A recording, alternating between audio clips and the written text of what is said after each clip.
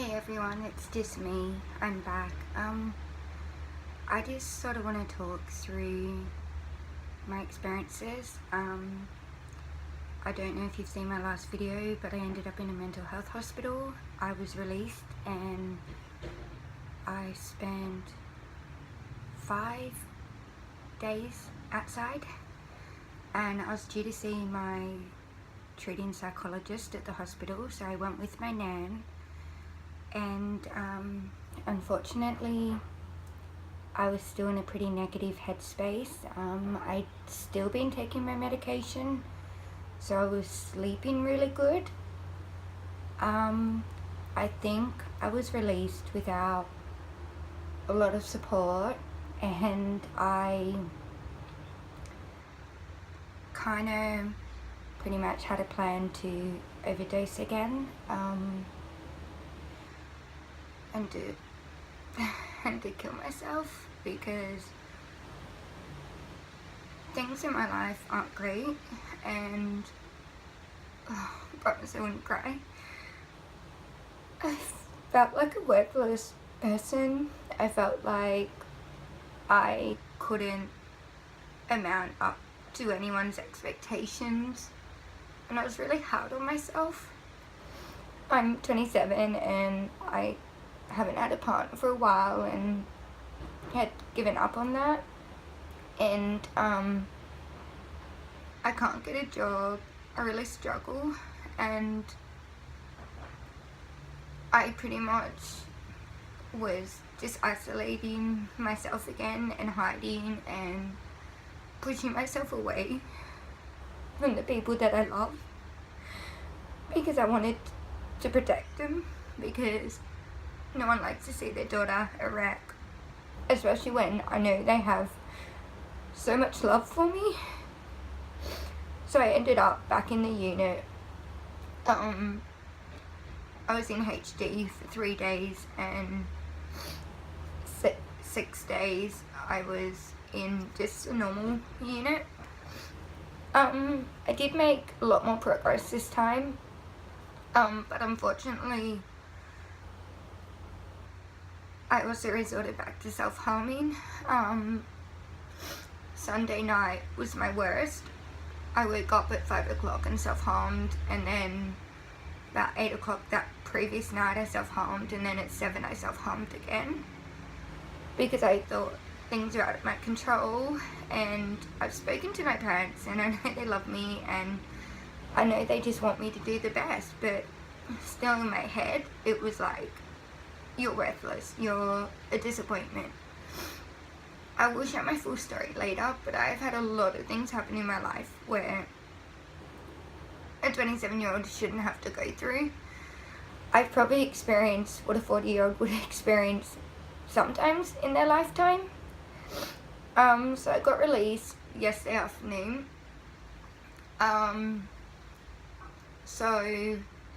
And then I just got home and I got into the house cleaning and organising and unpacking, and then I went to my parents for dinner, and it was really good. I really enjoyed it. I spent a couple of hours holding my knees. I spent a couple of hours chatting with my family and just being reconnected.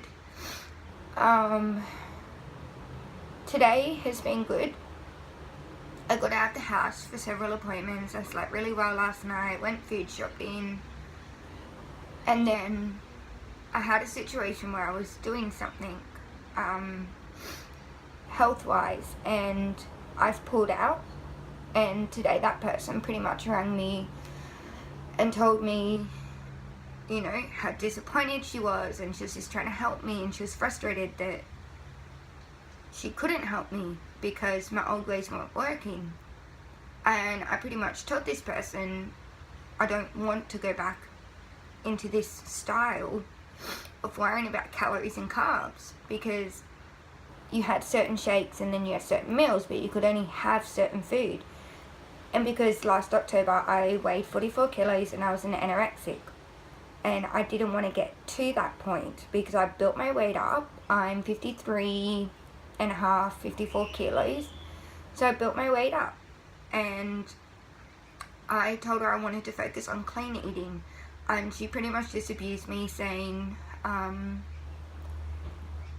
how this program costs less. It's like $10 a day, and you can't get that on clean eating, and you can still prepare a meal.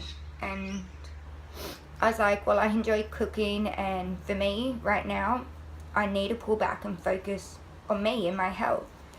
And she was like, oh, well, this program will help you sleep, it will help you regain your immunity, because I have bad immunity. But the thing is, I've been eating properly now for 2 weeks, and I haven't been sick yet, which for me is huge, because normally every week I'm really sick. And yes, I am taking tablets to help me sleep, and that's amazing. I pretty much told the doctor to get staffed on Monday while I was talking to him, and that I was resistant against medication. But I then spoke to my dad, had a really in-depth conversation, and I've decided to take the medication. I'd never not stop taking it, but I'm going to still take it. I know I might have a few body issues coming up in the next few months, because this medication will make you gain weight. But if I focus on clean eating, drinking lots of water, and exercising, I'm giving my body the best chance. And for me, exercise is the bomb for my mental health. I can literally feel like I want to walk in front of a truck, and then after I come out from an hour's session at the gym, I'm just on a high, and that high continues until I go to bed, and then I take my medication and I sleep really well. And I just really want to encourage anyone going through depression to hold on. You're worth it. You're worth the fight.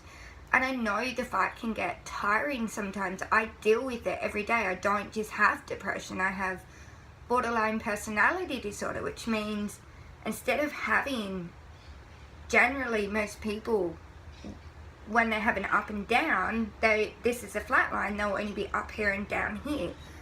Whereas this is a flat line, and I don't have it. But for me, I'm either way up here or I'm way down here.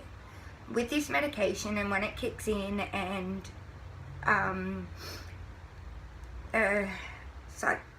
psychotherapy and a few other programs that will be happening in the next few months for me, I will be flatline, and then when I have ups, they'll only be about here, and my downs will only be about here.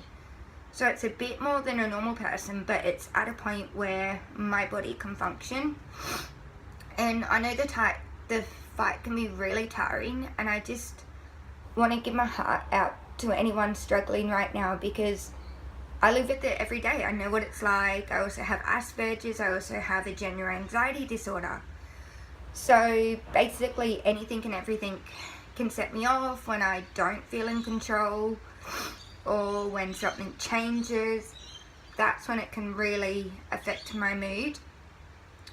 And yeah, you're just worth it. And I just want to give my love out to anyone going through any mental health issue right now, and just get help. I was such a resilient person. I had stopped taking medication for 2 years, and I was great. But then what I found out was the medication stays in your system for so long, and then it takes a couple of months to get out of your system. So by that time I'd had my first admission and my first issues, that's when the medication had stopped working. So take your medication, talk to people, don't isolate yourself. And for me right now, this is a struggle. I just want to hide away because I don't want to answer questions. I don't want to talk to my friends. I don't want to talk to my family. But in the last 2 days since opening up to my family and pushing myself to get out of the house and interact with friends, and also go to the gym, but make sure I have plenty of me time. And when I have me time, I'm not just sitting there bored, so the thoughts can go around in your head. I'm active, I'm doing YouTube, I'm reading a book, I've got a candle lit, and I'm having a cup of tea and listening to some music. And the other thing that's also really helped me is God. I haven't been to church for a while, obviously, because I was away, but no matter what happens in my life, I know that God is there. I know that He can never, the devil can't ever fully knock me down. He can knock me down, but you know what? With God's help, I'm going to stand up. I'm going to become a fighter. I'm going to fight for my life because my life is worth living. Things may be shit right now in my life, but you know what? I don't know what 6 months down the track will bring. I don't know what tomorrow will bring. And I'm going to keep fighting because I'm worth it. And I want to let you know that you are all worth the fight. And I will give you my email address in this video. And if you want to email me, if you are struggling, you know, talk to me. I can talk to you back. I don't know if I can offer you counselor advice, but I can talk to you as someone who's going through it right now. So my email address is Jodie, Jodie, Brazel, Brazel, 22 at hotmail.com. Message me on Facebook even. It's just Jodie Brazel, but it's Jodi and then just my last name. Add me on Facebook. I'm more than happy to talk to people because I could see the pain it caused my parents, and I don't want to cause them that everlasting pain of making that stupid decision and it really down of ending my life for good. Because who's it going to benefit? It's not going to benefit my parents or my friends or anyone around me, and it's not going to benefit me because I can't continue to live my life. And I know sometimes these thoughts can get really hard and hard to control.